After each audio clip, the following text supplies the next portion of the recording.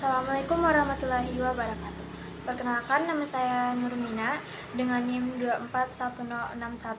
2416111200043. Di sini saya ingin menjelaskan sedikit mengenai materi yang saya ambil, yaitu hakikat konservasi. Jadi, konservasi itu merupakan suatu pendekatan dalam mengelola sumber daya alam yang bertujuan untuk menjaga keseimbangan antara pemanfaatan dan pelestarian. Nah, pada intinya, konservasi itu pengelolaan sumber daya alam yang menyeluruh, yang melampaui makna pelestarian. Terus ada filosofi dasarnya adalah memastikan ketersediaan sumber daya untuk generasi sekarang dan mendatang melalui pemanfaatan yang bertanggung jawab. Secara hukum di Indonesia, konservasi sumber daya hutan didefinisikan sebagai pengelolaan sumber daya alam hayati yang arif, bertujuan untuk menjamin keberlangsungan persediaannya sambil tetap melestarikan dan meningkatkan keanekaragaman serta nilainya. Nah, di sini ada 3 pilar utamanya, yaitu perlindungan, tindakan menjaga sumber daya dari ancaman kerusakan baik dari aktivitas manusia atau bencana alam. Kerusakan dari aktivitas manusia itu sendiri contohnya seperti penebangan liar. Kalau dari alam itu contohnya seperti hama dan juga kebakaran. Selanjutnya yang kedua ada pelestarian, yaitu upaya mempertahankan keadaan alami ekosistem.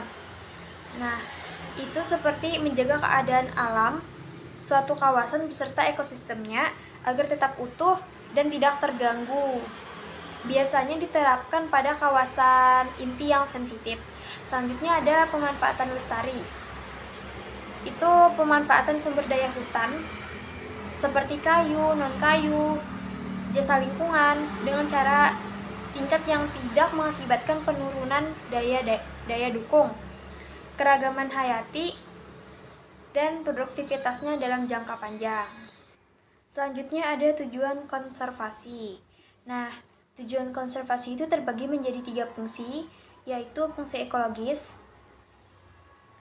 Fungsi ekologis itu seperti melestarikan keanekaragaman hayati dari tingkat gen hingga spesies. Itu seperti melindungi kekayaan spesies flora dan fauna termasuk genetik dari kepunahannya. Selanjutnya ada menjaga kestabilan daerah aliran sungai atau DAS untuk mencegah banjir dan kekeringan. Itu untuk kan hutan berfungsi sebagai daerah tangkapan air yang mencegah banjir. Selanjutnya ada berperan dalam regulasi iklim global melalui penyerapan karbon. Kan hutan juga, terutama hutan hujan tropis, berperan sebagai paru-paru dunia dengan menerapkan karbon dioksida dan menghasilkan oksigen tentunya. Selanjutnya ada mempertahankan kesuburan tanah dan mencegah erosi. Itu sistem perakaran pohon mencegah erosi, juga mempertahankan struktur tanah. Yang kedua ada fungsi sosial, yaitu memenuhi hajat hidup masyarakat sekitar hutan akan pangan, obat, dan air bersih. Itu untuk masyarakat yang tinggal di dalam atau sekitar hutan. Selanjutnya berfungsi sebagai sarana pendidikan, penelitian, dan rekreasi alam.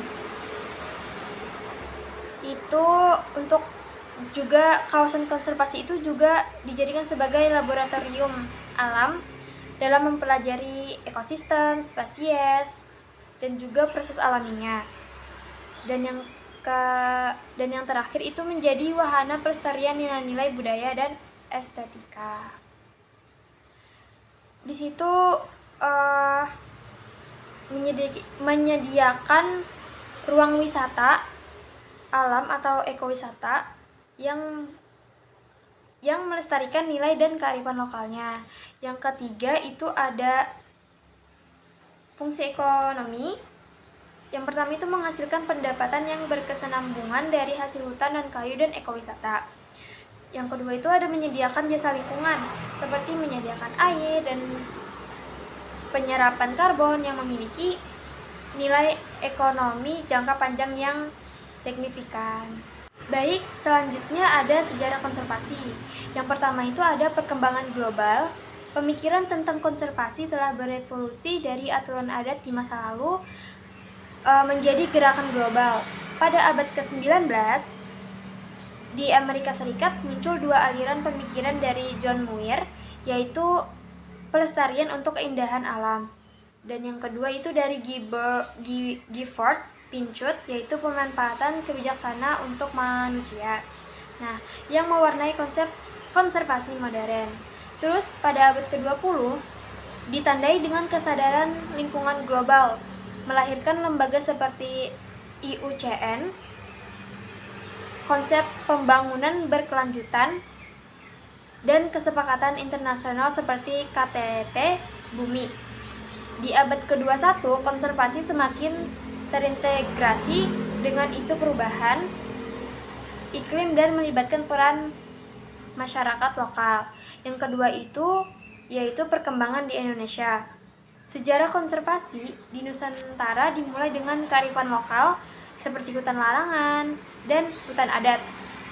Masa kolonial Belanda meletakkan dasar hukum kehutanan modern dan menetapkan kawasan konservasi pertama.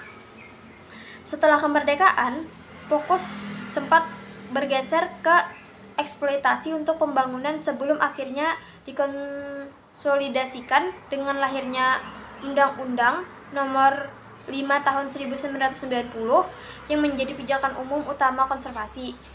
Era reformasi membawa perubahan signifikan